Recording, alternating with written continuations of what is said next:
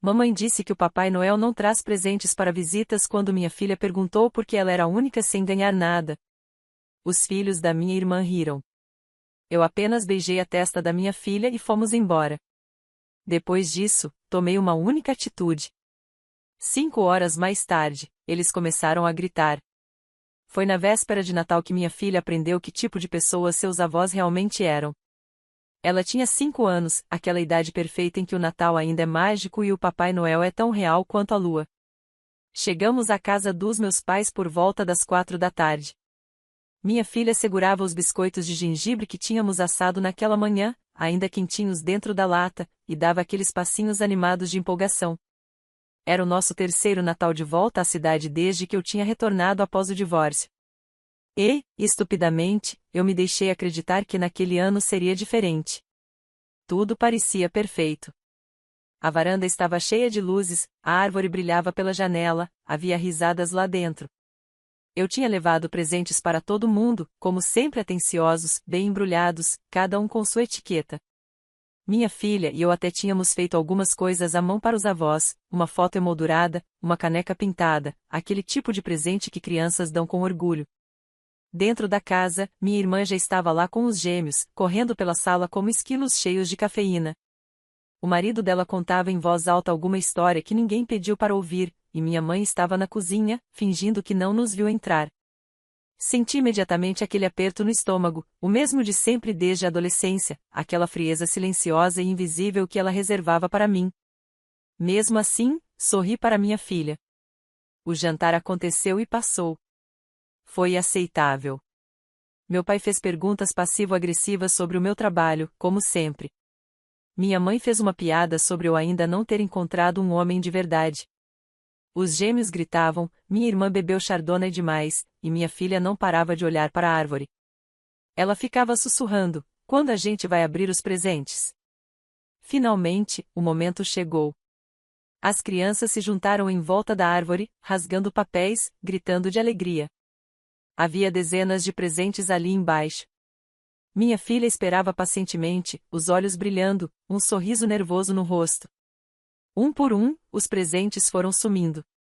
A pilha ficou menor, e eu senti o peito apertar. Minha filha me olhou e perguntou baixinho, o Papai Noel esqueceu de mim? Antes que eu pudesse dizer qualquer coisa, minha mãe falou do outro lado da sala, com a maior naturalidade, como se fosse apenas um fato: Papai Noel não traz presentes para visitas. A sala inteira riu. Não foi nenhuma risada cruel, foi indiferente, como se aquilo fosse normal. Os filhos da minha irmã seguravam tablets novos. Um deles apontou para minha filha e riu. Eu me levantei, peguei a lata de biscoitos e disse à minha filha que íamos sair para ver as luzes de Natal. Não me despedi. Não fiz cena. Apenas fui embora. Nós simplesmente fomos embora. No carro, minha filha não disse nada. Ela ficou olhando pela janela, ainda segurando a pequena caneca que pintamos para a avó. No semáforo vermelho, estendi a mão e segurei a dela. Foi ali que tomei a decisão. Durante anos, eu tolerei o comportamento dos meus pais. A forma como falavam comigo, como me comparavam com minha irmã, como diminuíam tudo que eu fazia. Mas até aquela noite, eles nunca tinham direcionado isso à minha filha.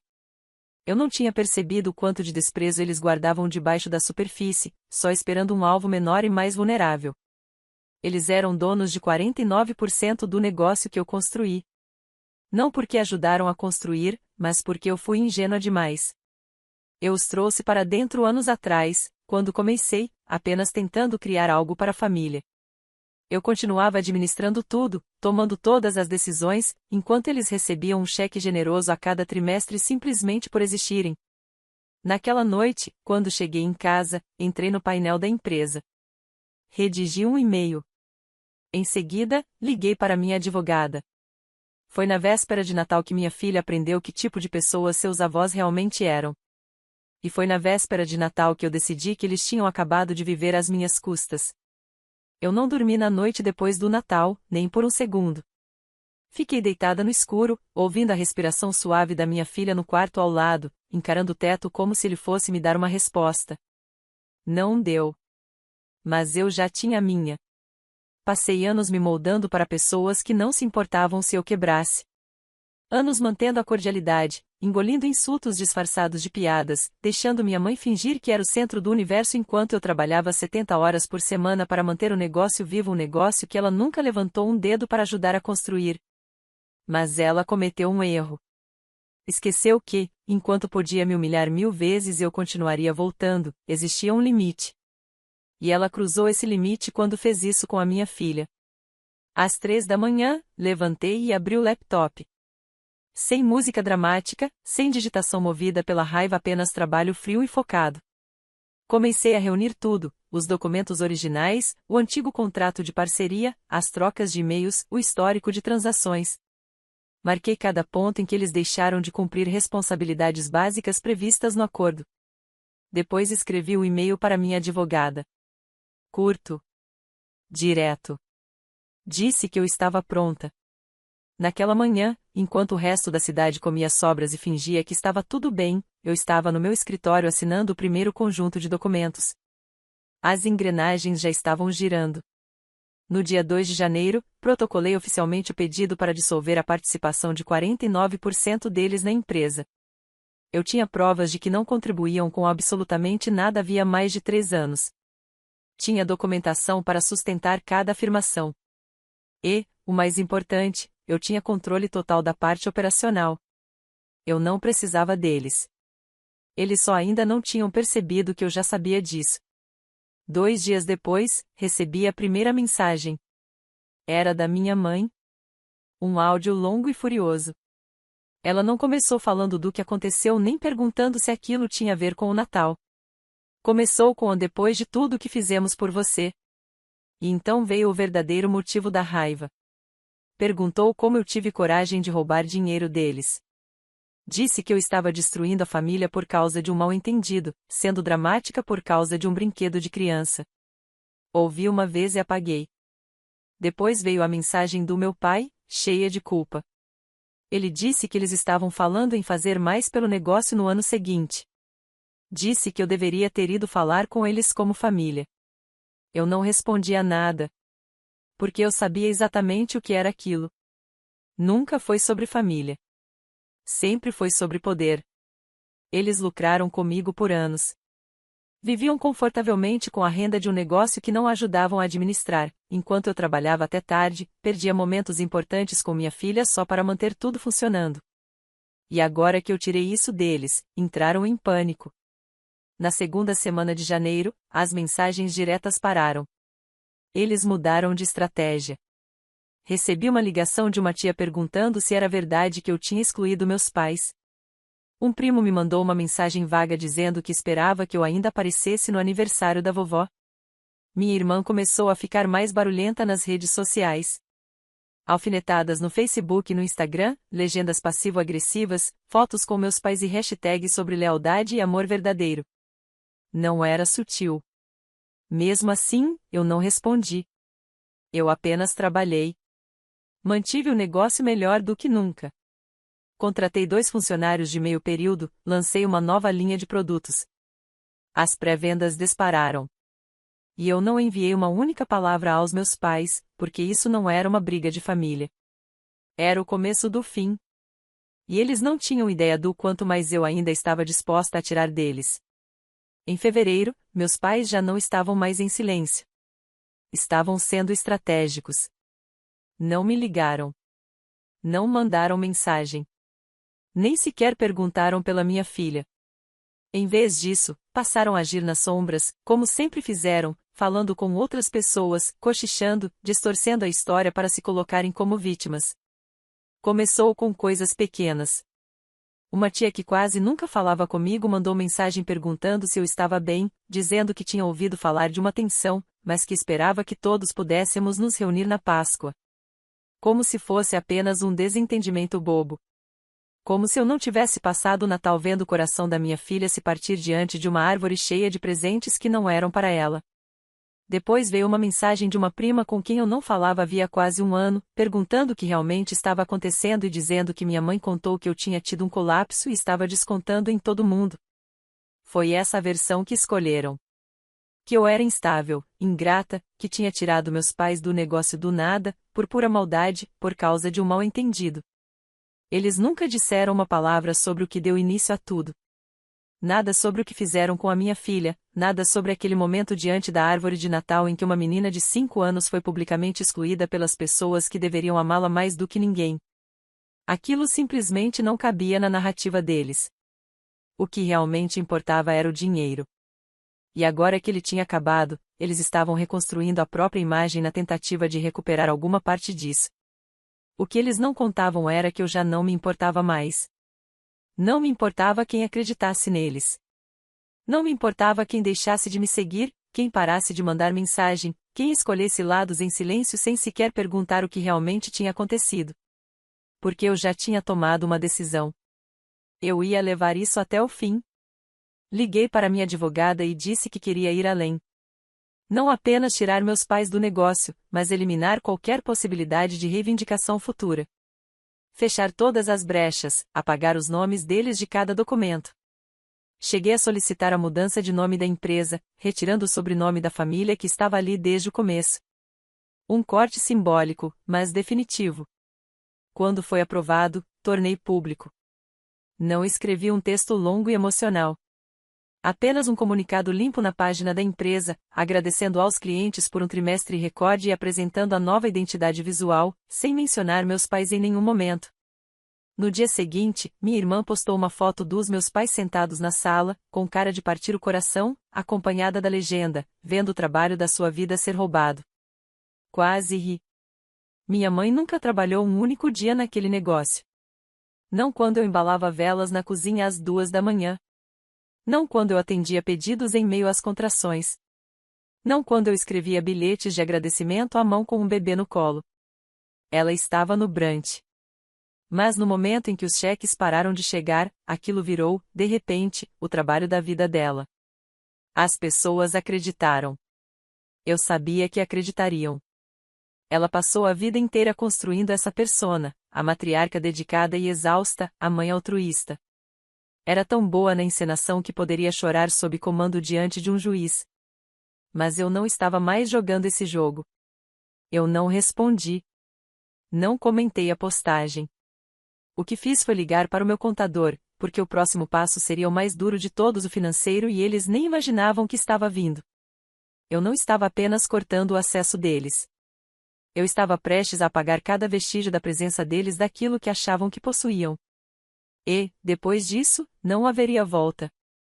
Não por mim, não por advogados, não por laços familiares.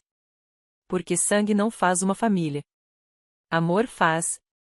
Lealdade faz. Respeito faz. E eles não tinham mais nada disso. Março chegou como se estivesse prendendo a respiração. Manhãs frias e cinzentas, o telefone em silêncio, nenhuma palavra dos meus pais, nem mesmo através da minha irmã, o que era estranho. Ela normalmente não conseguia passar 10 dias sem soltar alguma alfinetada. Eu sabia que, àquela altura, eles já tinham descoberto. O banco teria ligado por causa da conta encerrada. O depósito trimestral do qual dependiam não caiu, e eles não eram bobos. Ainda assim, eu não esperava a visita. Eu estava na loja até tarde numa noite, repondo as prateleiras depois de um pequeno lançamento de primavera, quando minha assistente avisou que alguém estava me procurando na frente. Saí esperando um cliente, e era o meu pai. Ele não aparecia na loja havia mais de 2 anos. Nem sequer olhou para o lugar quando expandimos no outono passado. Mas lá estava ele, parado em frente ao caixa, com aquele sorriso educado e rígido que ele usava quando queria alguma coisa. Quase dei meia volta. Mas não dei. Ele perguntou se podíamos conversar em particular. Disse que seria rápido. Contra meu melhor julgamento, aceitei. Fomos para os fundos, atrás do estoque, onde o beco estava silencioso. Ele não gritou. Nem pareceu com raiva. Parecia ferido, confuso. Disse que minha mãe não tinha intenção de magoar ninguém. Que eu tinha entendido errado a situação do Natal. Que tudo tinha tomado uma proporção maior do que deveria. Eu fiquei ali, em silêncio, esperando. Então ele disse a frase que eu esperava desde que tudo começou. Disse: A gente não achou que você fosse realmente levar isso adiante. Pronto. A verdade. Finalmente dita em voz alta. Eles não me levaram a sério. Nunca levaram. Em seguida, ele começou a falar de números. Uma proposta para comprar de volta uma participação de 15%, em vez dos 49%. Disse que poderiam ser sócios silenciosos de novo, como antes. Que eu continuaria com controle total. Eles só queriam fazer parte do negócio da família. Essa frase quase me fez rir. Eles queriam voltar. Não porque se importavam com o trabalho, com a loja ou com o propósito, mas porque sentiam falta dos cheques. Eu disse não. Ele não discutiu. Apenas assentiu devagar, com aquele ar de decepção, e foi embora como se eu tivesse falhado em um teste que ele nem sabia que estava aplicando. Achei que aquilo fosse o fim. Não foi. 2 dias depois, recebi uma ligação do nosso centro de distribuição. Alguém tinha tentado usar um código antigo e vencido de fornecedor para fazer um pedido no atacado em nome da minha mãe. O código, obviamente, não funcionou, mas ela insistiu que estava autorizada. Não estava. Eles estavam tentando se infiltrar de novo, de lado, em silêncio, por qualquer brecha que encontrassem. Eu fechei tudo. Troquei códigos, avisei a equipe, bloqueei os últimos bancos de dados antigos que ainda tinham o nome deles em algum lugar. E então decidi encerrar isso de vez. Enterrada no nosso contrato original de parceria aquele de anos atrás, quando eu ainda era ingênua o suficiente para acreditar que esse negócio nos aproximaria, havia uma cláusula que eu tinha colocado quase como uma piada. Uma cláusula de separação. Ela dizia que, em caso de revogação total da participação societária, as partes removidas receberiam um único envio de produtos como quitação final, equivalente em valor de varejo ao último dividendo, convertido em crédito da loja. Eu ativei a cláusula. No dia seguinte, embalamos uma caixa. Uma caixa enorme, abarrotada de estoque encalhado da temporada passada, canecas com logotipos antigos, fragrâncias de velas descontinuadas, estampas antigas que nem no mercado a gente conseguia vender. O gerente do depósito perguntou para quem era. Eu respondi, acionistas finais. Embrulhamos tudo em papel pardo, colocamos uma nota fiscal impressa, datada e assinada. Nenhum bilhete, nenhuma mensagem. Apenas números. 2 dias depois, a caixa chegou à casa deles. Eles não ligaram, não mandaram mensagem, mas minha irmã, claro, tornou tudo público. Ela postou uma foto nos stories do Instagram. O jardim da frente da casa deles. A caixa rasgada, aberta. Metade do conteúdo espalhado pela grama, velas quebradas, embalagens rasgadas, uma caneca estilhaçada perto da calçada. A legenda dizia apenas: algumas pessoas não sabem o que família significa. O que ela não percebeu foi que aquela postagem não me fez parecer fria. Fez eles parecerem exatamente quem eram: amargos, ressentidos, mesquinhos. Os comentários foram mistos. Algumas pessoas se solidarizaram com ela. Outras não. Mas algumas me mandaram mensagens no privado, inclusive uma das minhas tias, dizendo que finalmente estavam começando a entender o que eu tinha enfrentado, que talvez não tivesse sido eu quem quebrou a família. Eu não respondi. Não estava fazendo aquilo por aprovação. Estava fazendo para reconstruir minha vida em torno de algo que não estivesse podre por dentro. E foi aí que percebi que a surpresa não era eu finalmente tê-los afastado. A verdadeira surpresa era como aquilo parecia, pacífico. Como se algo no meu peito tivesse se aquietado, como se eu finalmente tivesse aberto espaço para coisas melhores. E eles, pela primeira vez, não podiam fazer absolutamente nada a respeito. No começo de abril, meus pais pararam de fingir que queriam paz. Já não tentavam voltar para o negócio. Não queriam conversar, se encontrar, esclarecer nada. Aquela fase tinha acabado. No momento em que enviei o último pagamento a deles na forma de velas em liquidação e canecas descontinuadas, eles mudaram completamente de postura. Agora, queriam destruir tudo. Começou pelas avaliações. 3 notas de 1 estrela apareceram no site na mesma noite. Sem histórico de compra, sem nomes reais, mas todas atingiam perto demais da realidade. Uma dizia: dona não confiável, ética duvidosa, definitivamente não é quem finge ser. Outra dizia: os produtos são razoáveis, mas cuidado com para onde seu dinheiro vai. Esse negócio tem um passado sombrio. E a minha favorita: parece que essa loja foi roubada dos donos originais. Triste. Eu não respondi. Não porque eu não me importasse, mas porque dava para sentir o desespero em cada palavra. Eu marquei as avaliações, fiz capturas de tela para fins legais e segui em frente. Mas aquilo foi só o primeiro movimento deles. Uma semana depois, um dos meus atacadistas me encaminhou um e-mail. Sem nome de remetente, sem assinatura, apenas um PDF anexado, alegando ser uma prova de disputas de propriedade não resolvidas envolvendo a minha empresa, junto com um falso aviso de que um processo em andamento poderia afetar pedidos futuros. Eles estavam falsificando documentos. E nem eram falsificações bem feitas: identidade visual antiga, números desatualizados, nomes jurídicos errados. Mas o esforço dizia tudo o que eu precisava saber. Eles estavam com medo. Não feridos, não tristes. Com medo. Porque perceberam que eu não tinha apenas me afastado. Eu tinha vencido. Eles acharam que cortá-lo significaria uma separação silenciosa, um afastamento lento. Não esperavam que eu fosse construir algo melhor, mais forte, sem eles. Então começaram a virar as pessoas contra mim. Minha mãe ligou para uma prima que eu não via havia anos e contou alguma mentira sobre eu estar emocionalmente estável. Disse que eu tinha roubado a família. Que estava em espiral desde o divórcio. Eu sei disso porque essa prima, abençoada seja, me enviou toda a conversa, com prints. Depois, minha irmã começou os grupos. Adicionou familiares distantes, gente da igreja, até a mãe de uma amiga do ensino médio. Até hoje não sei como ela conseguiu esse número. E começou a empurrar aquela história triste de que eu tinha destruído tudo por causa de um pequeno mal-entendido de Natal. Mal-entendido de Natal. Era assim que eles estavam chamando agora. Não o momento em que deixaram minha filha de fora do Natal de propósito. Não olhar no rosto dela quando percebeu que não havia presente nenhum para ela debaixo da árvore. Não as risadas. Não o sorriso satisfeito da minha mãe. Não. Agora era só um mal-entendido. Eles estavam reescrevendo a história em tempo real, tentando me transformar na vilã. O que eles nunca entenderam é que eu fiquei em silêncio por gentileza. E gentileza não é fraqueza. Enquanto eles ligavam para parentes e falsificavam documentos, eu estava fazendo movimentos.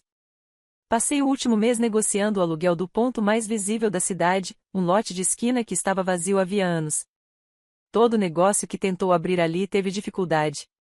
Aluguel alto, visibilidade alta, risco alto. Mas não para mim. Minha marca tinha público. A loja já estava grande demais para o espaço atual. Os pedidos só aumentavam. O estoque girava rápido. Eu tinha a equipe, os sistemas, a demanda. Só precisava de um palco maior. Então assinei o contrato. Paguei adiantado os primeiros 6 meses. Iniciei as reformas em silêncio. Não postei nada. Não contei para ninguém, exceto para minha filha, que me ajudou a colar a primeira amostra de tinta na parede vazia. A única razão pela qual meus pais descobriram foi porque um blogueiro local escreveu uma matéria sobre a expansão de um dos negócios que mais cresciam na cidade. A matéria saiu numa quinta-feira. Na sexta, começaram as primeiras ligações. Números bloqueados, um silêncio pesado do outro lado da linha, depois desligavam. Em seguida veio a verdadeira escalada. Minha irmã postou uma foto do meu antigo quarto de infância. Completamente vazio. Sacos de lixo no chão, gavetas arrancadas. A legenda dizia: quando as pessoas escolhem o ego em vez da família, tudo que você pode fazer é deixá-las ir. 30 comentários. Os mesmos nomes de sempre, dizendo coisas como: você está melhor assim, ela ainda vai cair em si, família é para sempre, mesmo quando alguns esquecem. Eu não respondi. Mas minha filha viu. Ela me perguntou se ainda estávamos de castigo com a vovó. Eu disse que não estávamos de castigo, que apenas escolhemos não ficar perto de pessoas que tentam nos machucar. E então, porque eu queria que ela visse como o verdadeiro poder se parece, eu a levei até a nova loja. Por dentro, ainda estava crua. Paredes pela metade pintadas, prateleiras e caixas espalhadas, o chão marcado pelas botas da obra. Mas era nossa. Ela correu até o meio da sala e girou em círculo. Disse que parecia um castelo. Naquele momento, eu soube que isso era maior do que vingança. Era sobre construir algo que eles nunca mais poderiam tocar. E a melhor parte? Eu ainda não tinha terminado. Eu tinha mais um movimento, e ele ia atingi-los onde mais doía. Literalmente. A questão com pessoas como meus pais é que elas nunca veem o fim chegando. Estão tão acostumadas a puxar cordas por trás das cortinas, tão convencidas da própria esperteza, que quando as consequências finalmente chegam, consequências reais, elas acham que é sabotagem, não responsabilidade. Em maio, o novo ponto estava quase pronto. A nova fachada foi instalada. O piso polido, as prateleiras montadas, os produtos organizados. Fizemos uma abertura discreta no fim de semana do Dia das Mães. E sim, escolhi a data de propósito. Minha filha cortou a fita. Servimos limonada e biscoitos. A imprensa local apareceu. As pessoas vieram em ondas. Clientes, fornecedores, outros donos de negócios. Eles não estavam apenas apoiando. Estavam indignados por mim, furiosos com a forma como eu tinha sido tratada. Alguns até trouxeram presentes para minha filha, como se quisessem compensar o último Natal. A cidade inteira não tomou partido. Mas gente suficiente tomou. Gente suficiente para que a notícia chegasse aos meus pais mais rápido do que eu esperava. Naquela mesma noite, o carro da minha mãe entrou no estacionamento. Ela não entrou. Apenas ficou ali, observando, e depois foi embora. 3 dias depois, eles fizeram o último movimento. Recebi uma carta registrada. Daquelas feitas para te intimidar. Dentro, havia uma alegação. Eles estavam analisando opções legais para recuperar prejuízos do que chamaram de remoção ilegal de propriedade familiar. Citavam danos emocionais. Eu ri pela primeira vez em meses. Ri de verdade. Eles não tinham base alguma. Nenhum documento, nenhuma participação, nenhum direito. Eu tinha todos os papéis assinados, todos os registros judiciais, todas as notificações com data e carimbo. Então respondi da única forma que eu sabia. Pelo correio deles. Meses antes, quando ainda achavam que eu não iria reagir, eu comprei o pequeno imóvel ao lado da casa deles. Era uma garagem velha, caindo aos pedaços. Nada de especial. Tinha ficado abandonada por anos. O dono era um senhor idoso que só ficou feliz por alguém querer aquilo. Paguei à vista, mandei limpar, pintar e reaproveitar o espaço. Agora, aquele lugar era uma extensão temporária da loja. E não qualquer extensão, era um outlet de descontos. As placas foram instaladas no dia seguinte ao envio da carta. Faixas enormes, com a marca, cores chamativas, perfeitamente visíveis da janela da sala deles. Tudo com 50% de desconto. Lançamentos, amostras grátis para crianças, música nos fins de semana. No primeiro sábado, tivemos fila.